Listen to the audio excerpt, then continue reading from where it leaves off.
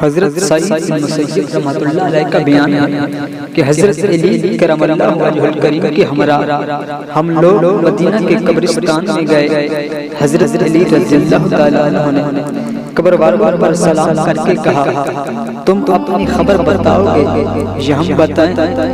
حضرت سعید کہتے ہیں، ہم نے وعلیکم السلام کی آواز سنی اور یہ جواب سنا کہ کوئی کہنے والا یہ کہہ رہا تھا، اے امیر المومنین، تم ہم کو خبر دو ہمارے بعد کیا ہوا۔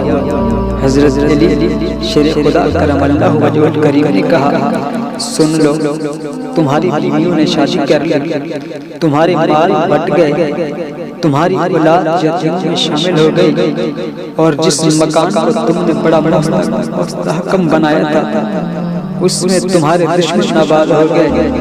یہ سن کر ایک مردے نے اپنے یہاں کی خبر بتاتے ہوئے کہا، ہمارے کفن پارا پارا ہو گئے، بال جھڑ کر بکھر گئے، کھالیں ریزہ ریزہ ہو گئی، آنکھیں بہہ کر رخسار پر آ گئیں اور متنوں میں سے پیپ بہ رہے ہیں۔